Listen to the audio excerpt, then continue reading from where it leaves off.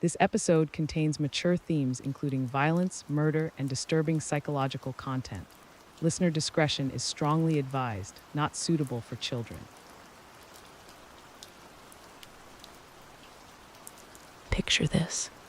You're walking down a dimly lit hallway in a rundown apartment building. The carpet is stained. The walls are yellowed with age, and there's a smell. Not just any smell, something that makes your stomach turn. Something that seems to seep into your clothes and follow you home. The residents of the Oxford Apartments in Milwaukee knew this smell well. It drifted from apartment 213 like a toxic cloud. Thick, sour, rotting. Pamela Bass, who lived in the building, would later tell reporters, "It was like nothing I'd ever smelled before. Sweet but sick, like meat left out in the sun for days. Some neighbors thought it was bad plumbing. Others whispered about spoiled food. A few suspected something darker, but pushed the thoughts away, because who wants to believe that evil lives just down the hall? The building's maintenance staff received dozens of complaints. They'd spray air freshener, check the vents, blame the hot summer weather. But the smell always came back, stronger each time. Children held their breath when they passed apartment 213. Adults walked faster, and everyone learned to live with the unspoken dread that something wasn't right. But no one knocked on the door. No one asked questions until July 22, 1991, when a young man named Tracy Edwards came running down those same hallways, his wrist still bearing the mark of handcuffs, his eyes wide with terror that would haunt him forever. He flagged down a police car and said words that would echo through criminal history. "The guy in there, he tried to kill me." That night, when Milwaukee police officers knocked on the door of apartment 213, they found more than they were prepared for. They found a chamber of horrors that would redefine our understanding of evil, and the world would never forget the name, Jeffrey Dahmer. Every monster has a beginning. Every darkness has a first shadow. Jeffrey Lionel Dahmer was born on May 21, 1960, in Milwaukee, Wisconsin. But his story really begins in Bath, Ohio, a quiet suburb where manicured lawns hide secrets and normalcy is a carefully maintained facade. Picture young Jeffrey, a boy with pale skin, large eyes that seem to look through you rather than at you, and an unsettling stillness that made adults uncomfortable. His childhood photographs show a blank expression, as if he was already somewhere else entirely. His parents, Lionel and Joyce, were educated, middle-class people. Lionel worked as a chemist, Joyce as a teletype machine instructor. To neighbors, they seemed like the perfect American family. But perfection, as we know, is often the most dangerous lie. The Dahmer household was a pressure cooker of dysfunction. Joyce suffered from severe depression and anxiety, often retreating to her bedroom for days. Lionel buried himself in work, leaving young Jeffrey to navigate his formative years largely alone. But but it was in the woods behind their house that Jeffrey found his true calling. He would disappear for hours, returning with plastic bags full of roadkill raccoons, cats, dogs hit by cars. While other children played video games or rode bicycles, Jeffrey was in the family garage, carefully dissecting these creatures with surgical precision. He told anyone who asked that he was curious about anatomy, about how things fit together. But neighbors noticed something else in his eyes during these explanations. Not scientific curiosity, but a kind of hunger. At age 10, Jeffrey asked his father to show him how to clean bones. Lionel, thinking this was a normal phase of childhood curiosity, taught his son how to use bleach to strip flesh from bone, how to preserve specimens. It was meant to be a bonding moment between father and son. Instead, it was a masterclass in death. Jeffrey's bedroom became a macabre museum. Shelves lined with animal skulls, perfectly clean and white. Jars containing various organs suspended in formaldehyde. The smell of chemicals and decay became his perfume. His younger brother David, born 7 years later, would later describe the house as a place where happiness went to die. He remembered Jeffrey's strange experiments, the way their older brother would stare at him with those empty eyes, as if calculating something. High school brought new challenges. Jeffrey was awkward, isolated, the target of bullies who sensed something different about him. He began drinking heavily, not the casual experimentation of typical teenagers, but the desperate self-medication of someone trying to silence screaming thoughts. He developed elaborate fantasies about control, about possession. He would later tell psychiatrists that he dreamed of having a completely submissive companion, someone who could never leave him. The seeds of horror were planted deep in the Ohio soil, watered with neglect, and fertilized with dysfunction. By the time Jeffrey Dahmer graduated from high school in 1978, he was already a predator in waiting. All he needed was the right moment. June 18, 1978. A date that would forever mark the beginning of one of America's most horrific killing sprees. Jeffrey Dahmer was 18 years old, freshly graduated from high school, and completely alone. His parents were in the middle of a bitter divorce, and his father had moved out of the family home. His mother had taken his younger brother David and left for Wisconsin, leaving Jeffrey completely alone in the house in Bath, Ohio. The isolation was complete. No parents, no friends, no supervision, just Jeffrey and his darkest thoughts. On that June afternoon, he was driving around aimlessly when he spotted Stephen Hicks, a 19-year-old hitchhiker standing by the side of the road. Stephen was heading to a rock concert, thumb extended, guitar case slung over his shoulder. Dahmer pulled over.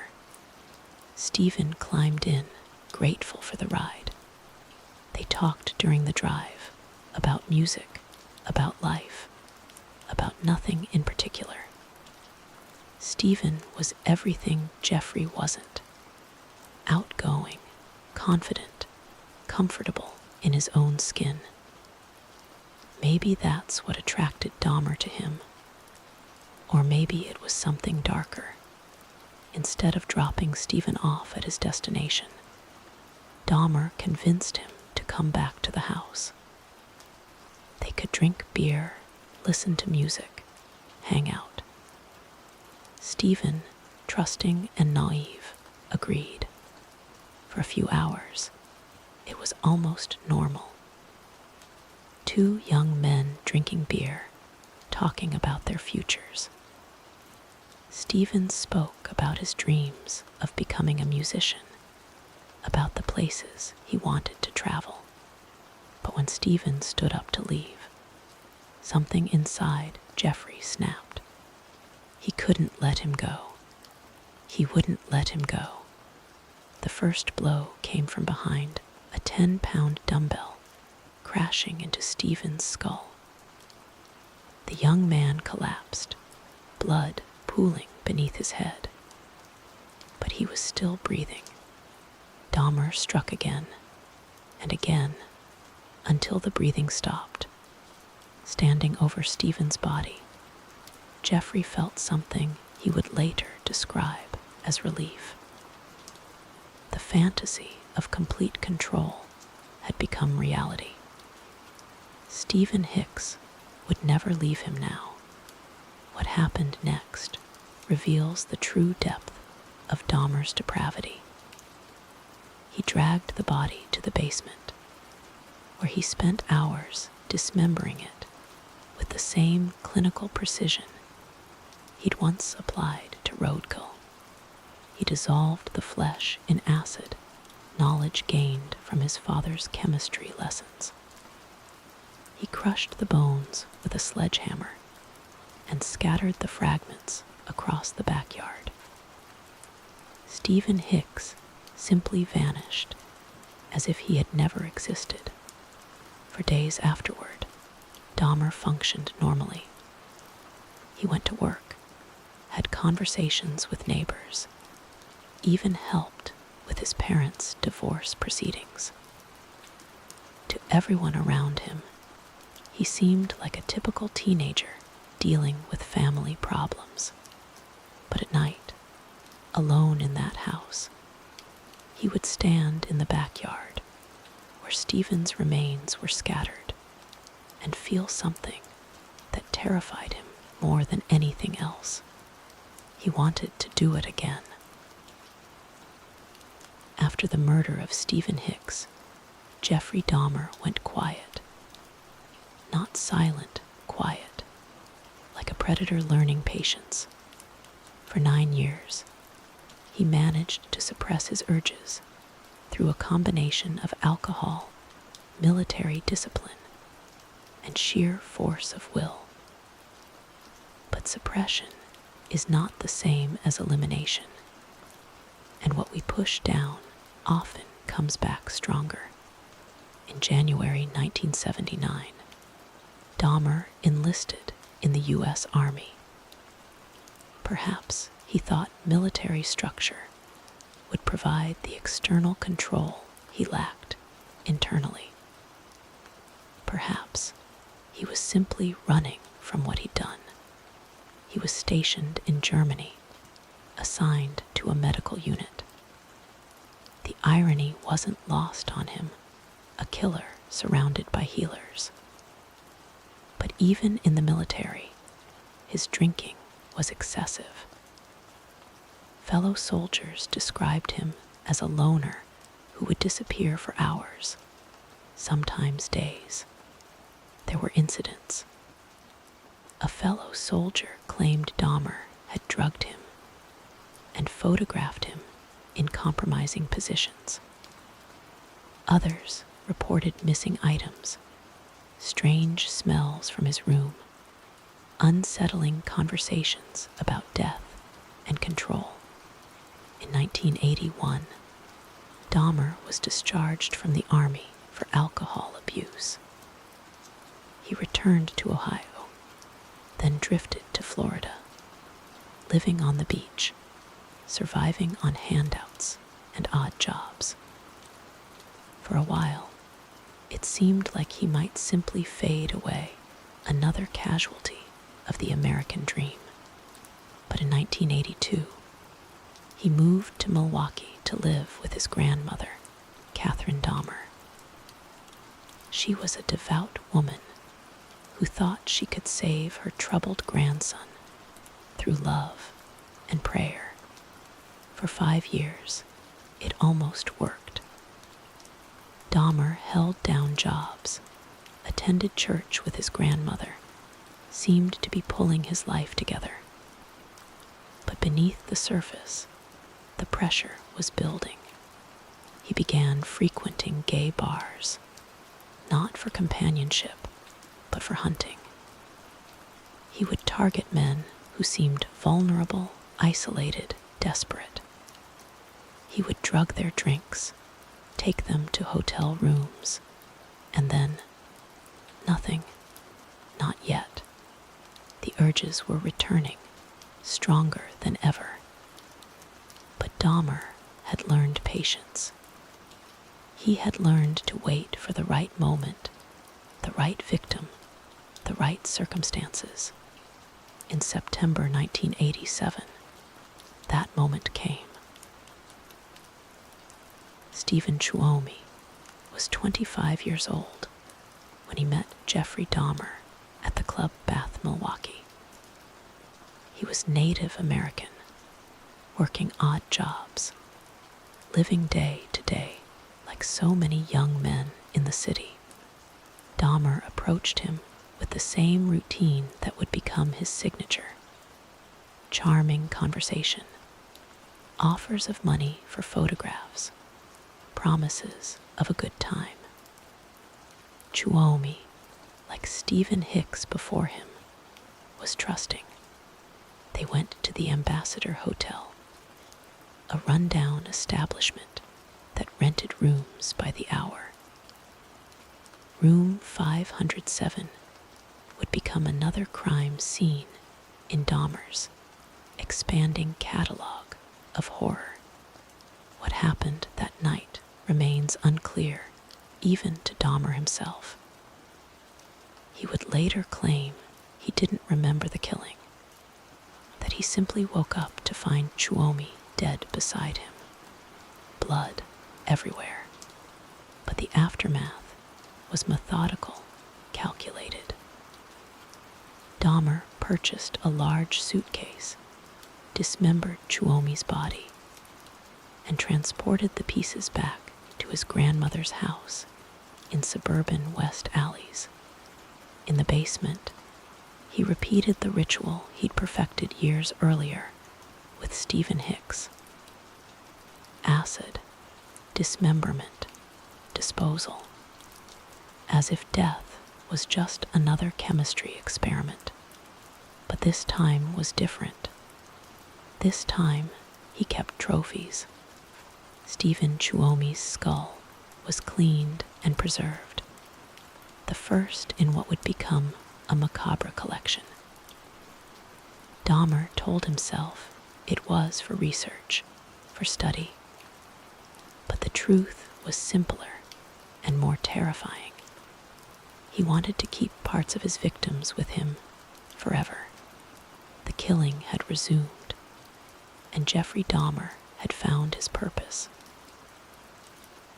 By May 1990, Jeffrey Dahmer had moved into his own apartment at the Oxford Apartments, a modest building in a working-class neighborhood of Milwaukee.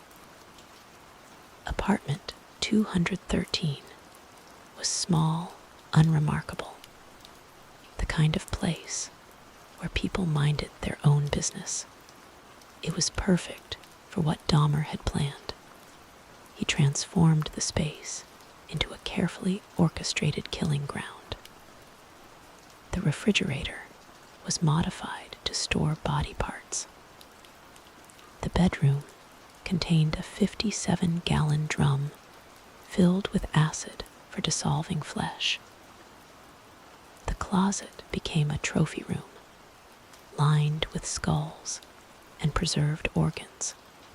But to visitors, it looked almost normal. Dahmer was a neat person, organized, clean. He had a job at a chocolate factory, paid his rent on time, kept to himself. The perfect neighbor. His hunting ground was the city's gay bars and clubs. He would target young men, usually minorities, often struggling with poverty or substance abuse. Men who wouldn't be missed quickly, if at all. The routine was always the same. Charming conversation, offers of money for photography sessions, promises of a good time. He would bring them back to apartment 213, drug their drinks with sleeping pills, and then begin his ritual. But it wasn't just killing. Dahmer had developed elaborate fantasies about creating a zombie-like companion who would never leave him. He would drill holes in his living victims' skulls and pour acid directly into their brains, trying to create a lobotomized slave. Most died immediately, but some survived for hours, even days, in a state of confusion and terror that we can barely imagine. The neighbors began to complain about the smell. Dahmer would apologize, blame bad meat in the refrigerator, promise to be more careful. He would burn incense, use air fresheners, anything to mask the stench of death. Pamela Bass, who lived below Dahmer, would later describe the sounds: drilling at all hours, falling sounds like something heavy hitting the floor. And sometimes I thought I heard crying, but no one called the police. No one asked too many questions. In a world where everyone minded their own business, Jeffrey Dahmer was free to pursue his darkest fantasies. By the summer of 1991, he had killed 17 people. 17 young men who had walked into apartment 213 and never walked out.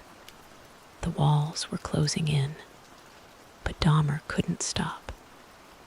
The need to kill, to possess, to control had become as essential as breathing.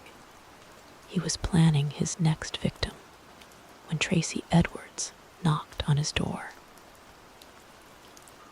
Tracy Edwards was 32 years old, unemployed, and looking for work when he met Jeffrey Dahmer on the evening of July 22, 1991. Dahmer approached him on the street with the familiar offer: "Come back to my place. I'll pay you for some photographs. We can have a few drinks." Edwards, desperate for money, agreed. At apartment 213, Dahmer served drinks laced with sleeping pills. But Edwards was suspicious. The apartment smelled strange. There were odd sounds coming from the bedroom, and Dahmer's behavior was becoming increasingly erratic. When Dahmer excused himself to use the bathroom, Edwards dumped most of his drink into a plant. The small amount he'd consumed made him drowsy, but not unconscious. Dahmer returned with handcuffs. "I want to take some photographs," he said, his voice calm but his eyes wild. "Just put these on." Edwards complied, but only allowed one wrist to be cuffed. Something in Dahmer's demeanor had shifted. The mask of normality was slipping. "You're going to stay here Dahmer said. Forever. He led Edwards to the bedroom, where the full horror of apartment 213 was revealed. The acid drum. The photographs of dismembered bodies scattered across the bed. The smell of death so thick it was almost visible. I'm going to eat you, Dahmer said matter-of-factly. Piece by piece, Edwards knew he was going to die unless he acted. When Dahmer turned to select a knife, Edwards punched him in the face and ran. He burst through the apartment door, down the hallway, and into the street, still wearing one handcuff, screaming for help. At 11:30 p.m., Milwaukee police officers Robert Roth and Rolf Mueller were flagged down by a frantic man running barefoot down 25th Street. Please help me, Edwards gasped. This guy tried to kill me. He's got knives. He's crazy. The officers drove Edwards back to the Oxford apartments. They knocked on the door of apartment 213. Jeffrey Dahmer answered, calm and collected, wearing a t-shirt and jeans. He smiled. There's been a misunderstanding, he said. We were just fooling around. But Officer Roth noticed the smell, that sweet, sick odor of decay. And when he looked past Dahmer into the apartment, he saw photographs scattered on the coffee table. Photographs of human bodies in various states of dismemberment. Cuff him, Roth told his partner. As they searched the apartment, the full scope of Dahmer's crimes became clear. In the refrigerator, a human head, severed hands, male genitalia. In the freezer, more body parts, wrapped in plastic like packages of meat. The bedroom revealed the acid drum, still bubbling with dissolved human remains. The closet contained skulls, some painted, some mounted on display. There were hearts in the refrigerator, lungs in the freezer, and photographs documenting every step of the killing process. Officer Mueller, a veteran cop who thought he'd seen everything, vomited at the scene. Jeffrey Dahmer was arrested without resistance. As they led him away in handcuffs, neighbors gathered in the hallway, finally understanding the source of the smell they'd lived with for months. The nightmare of apartment 213 was over, but the full horror was just beginning to unfold. In custody, Jeffrey Dahmer transformed once again. Gone was the charming facade, replaced by something even more unsettling. Complete honesty. He confessed to 17 murders spanning 13 years, providing details so precise and disturbing that even seasoned detectives struggled to listen. His voice remained calm throughout, clinical, as if he were discussing the weather rather than the systematic torture and murder of human beings. The victims had names: Stephen Hicks, Stephen Chuomi, Jamie Duckstader, Richard Guerrero, Anthony Sears, Raymond Smith, Edward Smith, Ernest Miller, David Thomas, Curtis Strotter, Errol Lindsay, Tony Hughes, Conrack Synthesomphone, Matt Turner, Jeremiah Weinberger, Oliver Lacey, and Joseph Braidhoft. Each name represented a life cut short, a family destroyed, a future stolen. trial of Jeffrey Dahmer began on January 30, 1992, in Milwaukee County Circuit Court. The question wasn't whether he had committed these crimes. He had confessed to everything. The question was whether he was legally insane. Dahmer's defense team argued that no sane person could commit such acts. The prosecution countered that his careful planning, his ability to hold down jobs and maintain relationships, and his elaborate attempts to avoid detection proved he knew exactly what he was doing. The jury deliberated for 5 hours. Guilty on all counts, sane. Judge Lawrence Graham sentenced Dahmer to 15 consecutive life terms in prison, a total of 957 years. There would be no possibility of parole. As the sentence was read, families of the victims wept. Some called for the death penalty. Others simply wanted him to disappear forever. Jeffrey Dahmer was transferred to Columbia Correctional Institution in Portage, Wisconsin, where he was placed in protective custody. For the first time in his adult life, he was completely alone with his thoughts.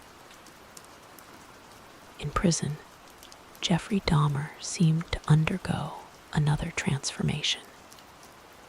He began reading the Bible, attending religious services, and speaking with chaplains about redemption and forgiveness. In 1994, he was baptized by prison minister Roy Ratcliffe. Dahmer claimed he had found God, that he was genuinely remorseful for his crimes. "I should have died years ago," he wrote in a letter to his father. "What I did was terrible, but I think I've changed." Some believed his conversion was genuine. Others saw it as another manipulation, another mask to hide his true nature. The truth, as always with Jeffrey Dahmer, was impossible to know for certain. What we do know is that not everyone believed he deserved redemption. On November 28, 1994, while cleaning the prison gymnasium, Dahmer was approached by fellow inmate Christopher Scarver. Scarver, who was serving a life sentence for murder, had been reading newspaper clippings about Dahmer's crimes. He had become obsessed with the idea of justice, of ending the life of someone he saw as irredeemably evil. Using a metal bar from the exercise equipment, Scarver struck Dahmer in the head and torso. The attack was swift and brutal. Dahmer died shortly after from severe head trauma. He was 34 years old. Some said he got what he deserved. Others argued that even monsters deserve the protection of the law. The debate continues to this day. Christopher Scarver later claimed that God had told him to kill Dahmer. Another killer claiming divine inspiration. Another monster hiding behind righteousness. The cycle of violence, it seems, never truly ends. As I close this dark chapter of American criminal history, I'm left with questions that have no easy answers. How do we reconcile the Jeffrey Dahmer, who worked at a chocolate factory, with the Jeffrey Dahmer, who kept human heads in his refrigerator? How do we explain a man who could chat pleasantly with neighbors, while simultaneously planning their deaths. How do we understand evil that wears the face of ordinary? Jeffrey Dahmer challenges our most basic assumptions about human nature. We want to believe that monsters are recognizable, that evil announces itself with fanfare and warning signs. But Dahmer taught us that evil can be quiet, polite, and devastatingly normal. His victims trusted him because he seemed trustworthy. His neighbors ignored warning signs because they couldn't believe such horror could exist in their midst. The system failed to stop him because he was so good at appearing stable and harmless. In the end, Jeffrey Dahmer's greatest crime wasn't just the lives he took. It was the trust he shattered. The knowledge that someone who seems completely normal might be harboring unimaginable darkness. The apartments at 213 were demolished in 1992. The building was torn down, the ground blessed, the address removed from city records. As if destroying the physical space could somehow erase the evil that happened there. But the memory remains. The fear remains. The understanding that monsters don't always look like monsters. Sometimes they look like us. Sweet dreams.